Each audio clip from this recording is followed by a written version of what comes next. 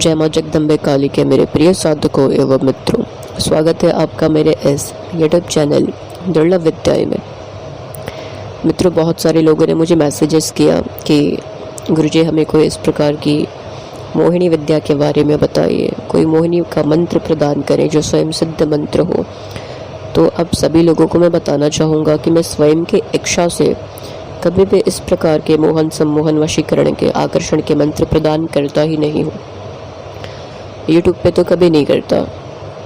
हाँ, अगर गुप्त रूप से किसी को अगर मैं सिखाता हूँ, वैसी अवस्थाएं अगर आ जाए कि इस प्रकार की विद्याओं से भी उसे अवगत कराना हो, क्योंकि जीवन में किसी भी प्रकार की अवस्थाएं घटित हो सकती हैं, किसी भी प्रकार की अवस्थाएं उत्पन्न हो सकती हैं, निर्माण हो सकता है किसी भी अवस्थाओं का। तो जब उस प्रकार की अवस्थाएं आती हैं तो मद्देनज़र रखते हुए ही वैसे विद्याओं को भी प्रदान किया जाता है, वो भी हर किसी को नहीं। तो व्हाट्सएप पे बहुत से ऐसे लोगों के भी मैसेजेस आए थे जो वास्तविक तरीके से, जो वास्तविकता में अपने टूटते हुए रिश्तों को बचाना चाहते हैं, चाहे फिर वो प्रेमी और प्रेमिका के मध्य के रिश्ते की बात हो या फिर कोई विवाहित है उनके रिश्ते की बात हो। दोनों ही अवस्थाओं में इसका प्रयोग किया जा सकता है। किंतु एक बात आप सभी स्मरण रखिएगा, कोई व्यक्ति अगर चाहेगा कि वो इस मंत्र शक्ति का दुरुपयोग कर ले, अपने स्वार्थपूर्ण इच्छा के रहित आकर के, अपने स्वार्थपूर्ण इच्छा के अंतर्गत अगर वो चाहेगा कि अपने इच्छित कार्य को सिद्ध करवा ले इस मंत्र शक्ति के माध्यम से, किसी भी अपरिचित स्त्री पर इसका प्रयोग कर ले और उसको वशीभूत कर ले या मोहित कर ले, तो वो संभव नहीं है। क्योंकि ये मंत्र मैं यूं ही प्रदान नहीं कर रहा हूँ, इसमें वचन लगे हुए और ये वचन उसी के लिए कार्य करेंगे जो इसका सदुपयोग करेगा, अर्थात जो दुरुपयोग करने की भावना से इसका प्रयोग करेंगे वो कभी भी सफलीभूत नहीं हो पाएंगे, उनको सफलता नहीं मिलेगी। किंतु हाँ, हानि अवश्य होगा, और इस हानि के लिए मैं वचन दे सकता हूँ कि हानि निश्चित होगा। ठीक है ना? इसलिए कभी भी इसका कोई दुरुपयोग मत करना, और वैसे तो इसका प्रयोग करना ही मत। खैर, जो चाहते होंगे कि मैं किसी भी अनजानी या फिर अपरिचित स्त्री को अपने वश में कर लूँ या उसका मन मोह लूँ, उसका ध्यान पूर्ण रूपेण अपनी तरफ केंद्रित कर लूँ, अपनी ओर केंद्रित कर लूँ, तो ये संभव नहीं है। एक तरफाओं की स्थिति में, एक तरफा वाली परिस्थितियों में आप इसका प्रयोग नहीं कर सकते। ठीक है ना? अगर ऐसी अवस्था हो जहाँ दोनों हाथों से ताली बज रही हो, अर्थात दोनों तरफ से इस प्रकार के रिश्ते की शुरुआत हो चुकी हो, और अगर कोई तीसरा व्यक्ति आकर के उस रिश्ते को खंडित करने का प्रयास कर रहा होगा, आप दोनों के मध्य दरार उत्पन्न करने का प्रयास कर रहा होगा, या आप जिससे प्रेम करते हैं उसके मन को परिवर्तित करने का प्रयास कर रहा होगा आपके विरुद्ध, तब आप ऐसी परिस्थितियों में इस मंत्र शक्ति का प्रयोग करके और अपने प्रेम को पुनः प्राप्त कर सकते हैं, अपने प्रेम का संपूर्ण ध्यान पुनः अपनी तरफ केंद्रित कर सकते हैं। अब जब इसका प्रयोग करेंगे तो आपके प्रेमी पे, आप जिससे प्रेम करते हैं, आपके प्रेमिका पे पूर्ण रूपेण इसका इस प्रकार से प्रभाव होगा कि उसको सत्य असत्य में समझ आने लगेगी, सत्य और असत्य में उसको फर्क समझ आने लगेगी, सत्यता का बोध होगा। आपकी यादें, आपकी बातें इस प्रकार से उस पे हावी होगी और प्रभावित होगी वो, कि वो स्वतः पुनः आपके पास आ जाएगी और कोई इसको भटका नहीं पाएगा, उसके मन को परिवर्तित नहीं कर पाएगा। उसको एहसास होगा कि क्या वास्तविक है और क्या वास्तविक नहीं है, क्या उचित क्या अनुचित है, उसको पूर्ण रूपेण एहसास होगा और वो आपके पास पुनः लौट करके आ जाएगी। आपका रिश्ता खंडित नहीं होगा, कोई तीसरा आकर के इसको खंडित नहीं कर पाएगा। दूसरी बात, अगर कोई विवाहित है, ठीक है, कोई विवाहित है और अगर किसी प्रकार का कलेश होता है पति पत्नी के मध्य, या किसी प्रकार का मनमुटाव होता है, चाहे विषय कुछ भी हो, कारण जो भी हो, और पत्नी रुष्ट होकर के अगर मायके चली गई हो, आने का नाम नहीं ले रही हो, और ये जो अवस्थाएं हैं, समस्याएं बढ़ती ही जा रही हो, तो भी इस अवस्थाओं में इन मंत्र शक्तियों का प्रयोग किया जा सकता है। मंत्र शक्तियों के प्रयोग से, प्रभाव से जो पत्नी होगी वो पूर्ण रूप से वापस पुनः लौट आएगी और सब कुछ सामान्य होता चला जाएगा। ठीक है, एक बात का और स्मरण रखना सभी लोग, जो भी आपका रिश्ता है, जिससे भी आप प्रेम करते हो, विवाहित हो या आप किसी से प्रेम करते हो, सदैव एक ही प्रयास करना। क्योंकि मैं बता दूं सबसे महत्वपूर्ण बात कि आप किसी भी ऐसे मंत्र शक्तियों का प्रयोग करते हो, किसी भी मंत्र शक्तियों का, मोहन हो, सम्मोहन हो, आकर्षण हो या वशीकरण हो, इसका बस एक सीमित तौर तरीके से ही प्रयोग करना ज़्यादा उचित रहता है, अनिवार्य रहता है। अर्थात एक छोटा सा उदाहरण दूं कि अगर आपकी ट्रेन ट्रैक से उतर गई है तो आप ऐसे प्रयोगों को करके पुनः ट्रेन को ट्रैक पे ला सकते हो, किंतु ट्रैक पे लाने के पश्चात उसको अपनी सूझबूझ से, अपनी इंसानियत से, अपने सच्चे हृदय में बसे प्रेम से, ठीक है, उस ट्रेन को धीरे धीरे आगे लेकर के जाना आपका फ़र्ज होता है, आपका कर्म होता है। ट्रेन को ट्रैक पे लाने के पश्चात आप ऐसा नहीं कर सकते कि अब पूर्ण तरीके से आप एक तरीके से निर्भर ही हो जाओगे उसी विद्याओं पे और जीवन भर उसी का प्रयोग करते रहोगे समय समय पे। ऐसा कभी मत करना, क्योंकि ऐसा करोगे तो आपको बाद में बहुत ज़्यादा खामियाजा भुगतना पड़ेगा। आप कभी भी किसी से सच्चा प्रेम अगर करते हो, चाहे कोई विवाहित है, मनमुटाव हो जाता है, कलेश हो जाता है, तो आप एक आधार के तौर पे, एक आधार के अंतर्गत ऐसे मंत्र शक्तियों को चला करके पुनः अपने प्रेम का ध्यान अपनी तरफ आकर्षित कर सकते हो, केंद्रित कर सकते हो। एक विकल्प के तौर पे चयन करके ऐसे प्रयोगों का आप लाभ ले सकते हो, किंतु बार बार ऐसे प्रयोगों को सच्चे रिश्तों में नहीं करना चाहिए, ना ही सच्चे रिश्तों में ऐसे प्रयोगों को कभी स्थान देना चाहिए, क्योंकि बाद में जाकर के आपका रिश्ता बहुत बुरे तरीके से प्रभावित होता है, बहुत बुरे तरीके से उसका विपरीत परिणाम देखने को भी मिलता है। सदैव प्रयास करना चाहिए कि आप इज्जत से, सम्मान से, एक ध्यान से, इंसानियत से और सच्चे प्रेम से अपने रिश्ते को सदैव बरकरार रखो, कभी खंडित ना होने दो। मैं एक सिंपल अगर शब्दों में कहूँ, सामान्य भाषा में कहूँ, आजकल के सामान्य लैंग्वेज में मैं बता दूँ कि किसी भी रिलेशनशिप में एक बेटर अंडरस्टैंडिंग होनी बहुत ज़्यादा इम्पॉर्टेंट है। इस बात को आप लोग याद रखना, अंडरस्टैंडिंग बहुत इम्पॉर्टेंट है, वो भी बेटर अंडरस्टैंडिंग, सबसे बेटर अंडरस्टैंडिंग। आपकी सोच जितनी ज़्यादा बेटर होगी, जितनी ज़्यादा परफेक्ट होगी, आप स्मूथली अपने रिलेशनशिप को उस प्रकार से चला पाओगे। क्योंकि किसी भी रिश्ते की नींव जो होती है, जड़ जो होती है, वो क्या है? ट्रस्ट है, भरोसा है। अगर किसी रिश्ते में भरोसा ही नहीं रहेगा, विश्वास ही नहीं रहेगा, आप ऐसी अवस्थाओं में बार बार ऐसे मंत्र की शक्तियों को चयन करके, वैकल्पिक तौर पे आप चयन करके बार बार प्रयोग में नहीं ले सकते। कब तक लोगे? आप उसके स्थान पे ऐसा प्रयोग करो, आप उसके स्थान पे ऐसी अवस्थाएं बनाओ कि अगर सब कुछ अगर खंडित हो रहा है तो आप उस चीज़ को, उस अवस्थाओं को पुनः मार्ग पे लाने के लिए एक आधार के तौर पे ऐसे मंत्र शक्तियों का प्रयोग कर लो, ताकि पुनः सब कुछ सही हो जाए, एक मार्ग आपको मिल जाए। ठीक है, और फिर उस मार्ग को पकड़ते हुए उस पर पूर्ण तरीके से चलते आगे रहो। आपका रिश्ता कभी खंडित नहीं होगा।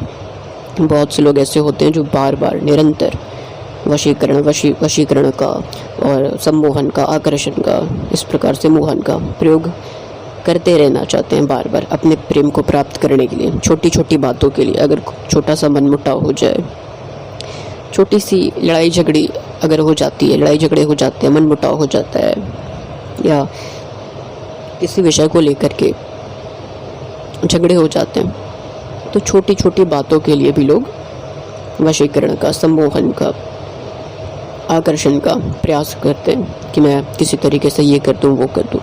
ये बहुत गलत बात है।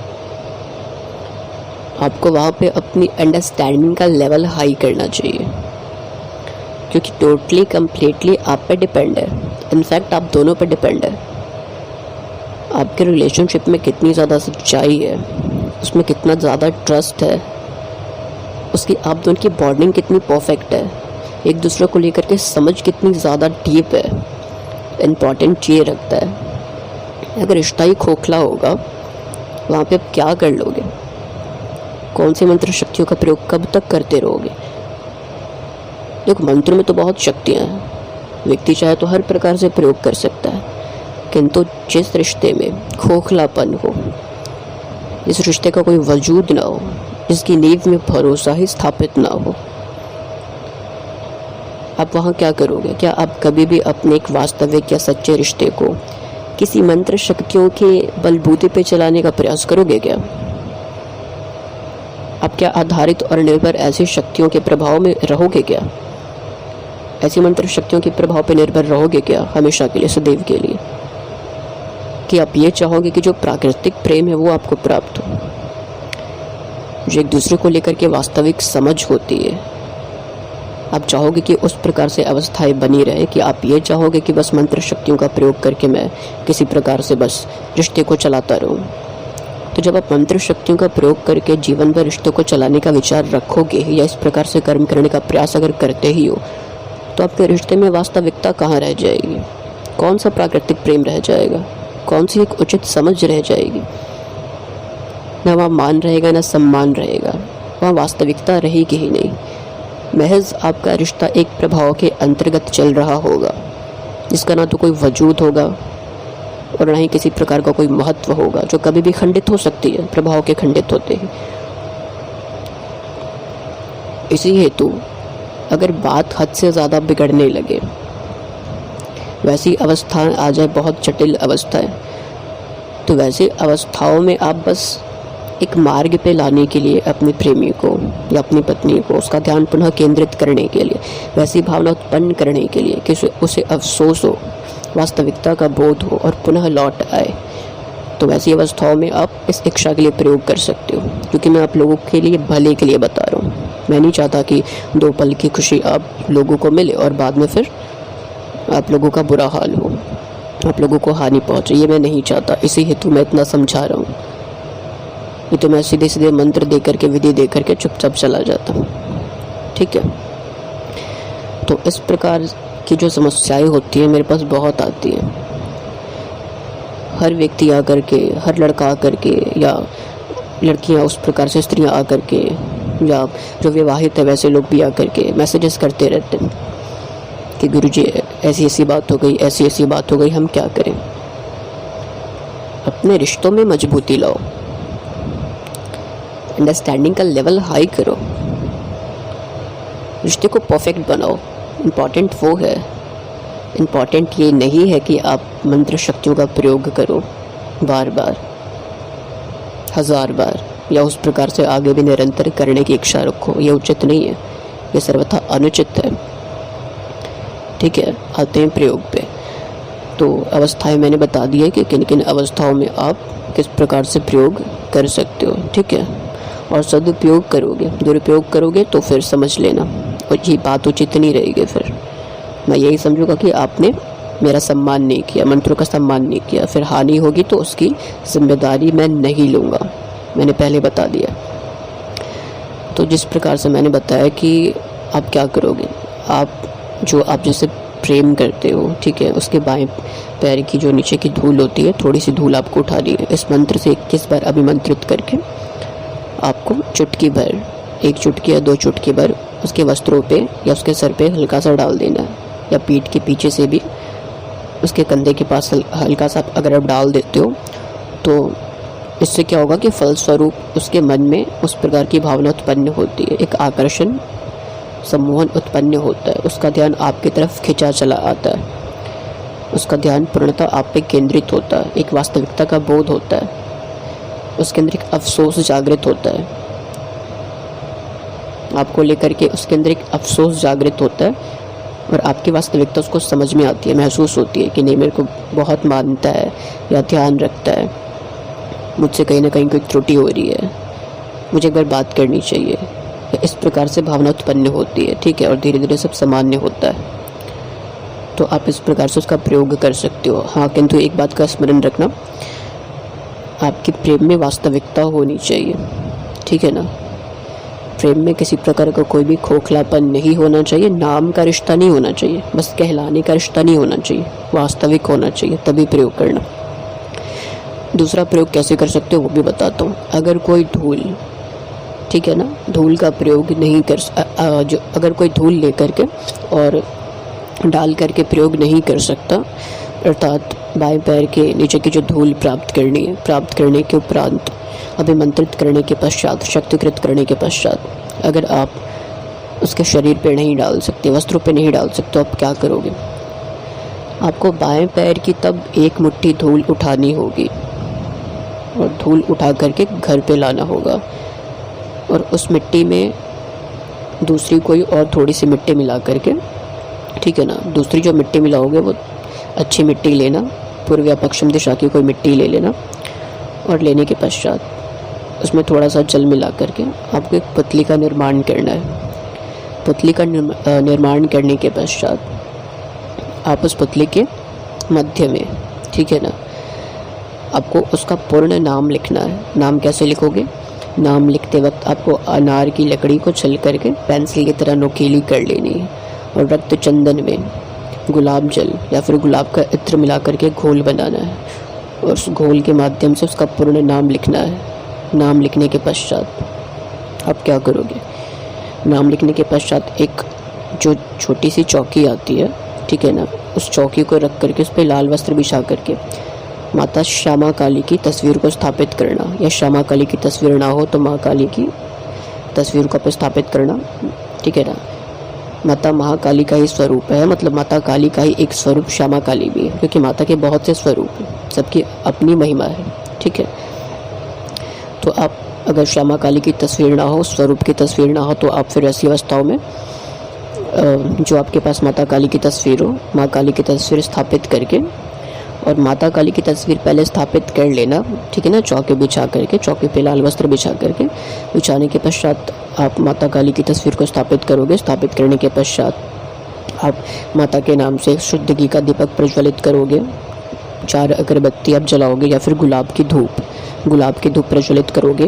करने के पश्चात माताओं को एक पान का बेड़ा, ठीक है ना, एक पान का बेड़ा, मीठे पान का एक बेड़ा और एक पताशे के ऊपर 2 लौंग, ठीक है ना, भोग के रूप में माताओं को अर्पण करना है।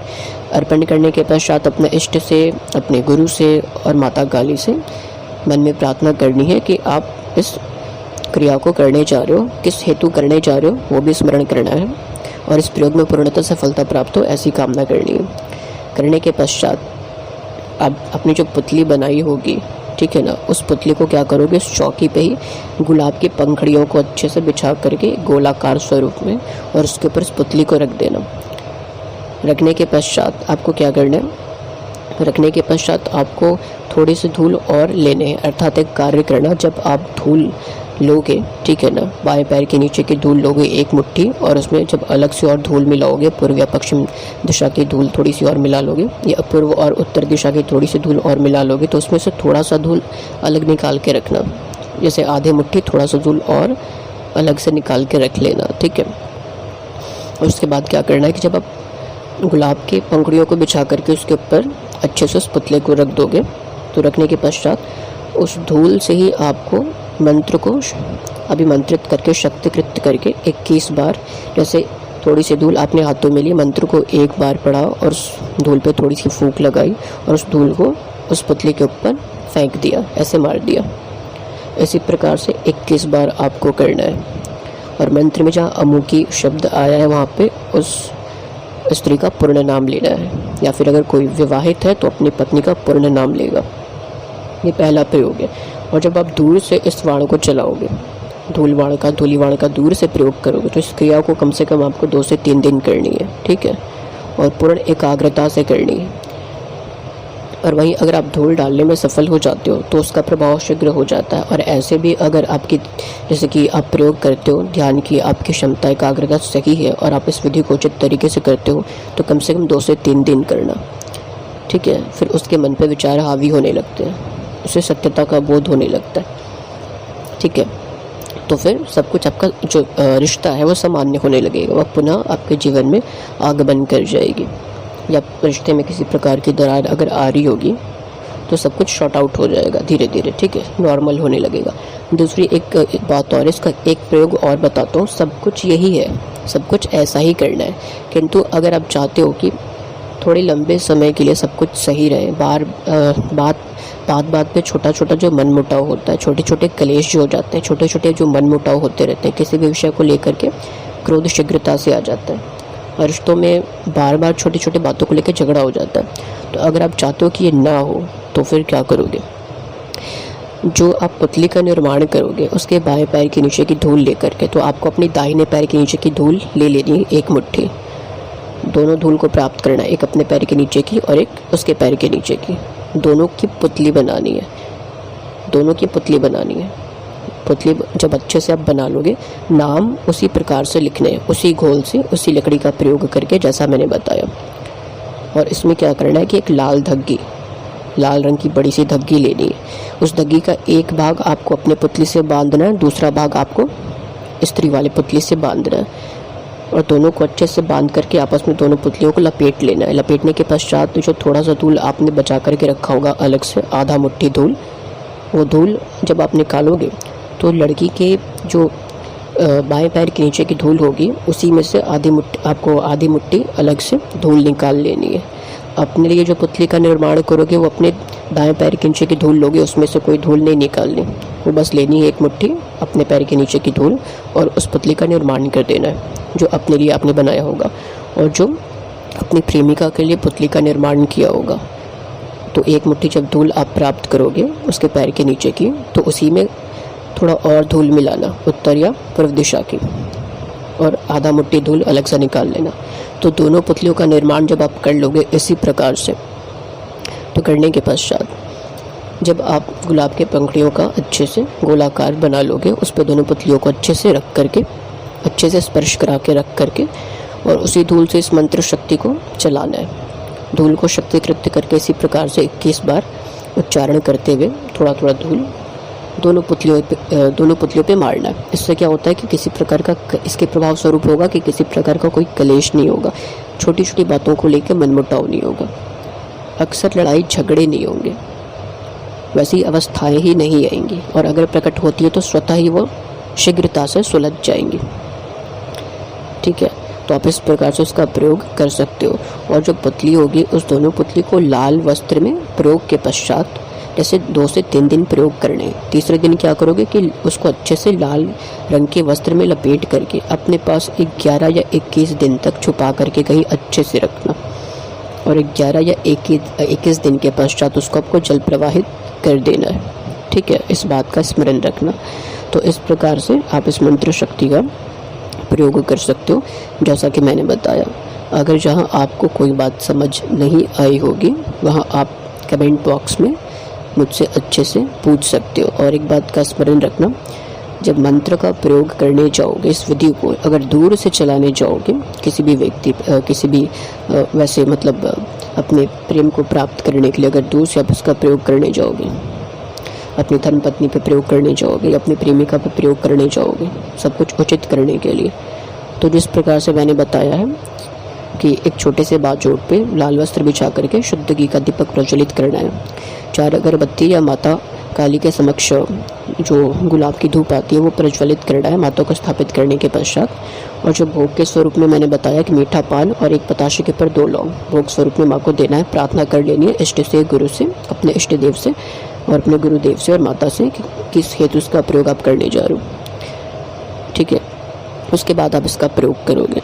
ठीक है, जहाँ समझ बात नहीं आई होगी आप मुझसे कमेंट बॉक्स में पूछ लेना, और उसका दुरुपयोग मत करना, क्योंकि आज के बाद मैं ऐसे प्रयोग देने वाला हूँ नहीं, एक ही प्रयोग अभी मैं दे रहा हूँ। ठीक है, तो मित्रों जो मंत्र है वो मंत्र इस प्रकार से है, जो पढ़ के मैं बता देता हूँ। धूली आहन धूली वाहन ए धूली सारी मारी लो, छातीनी एडी व कुलोर जाति मारो का, तजीवी वापोक तजीवा हुनुर भाई कुलार स्वामी छाड़ी वी आही वी मोर ठाई मोर वचन गुरु दाक मोर ना देखे अमुखी देह प्रांति थाक फू।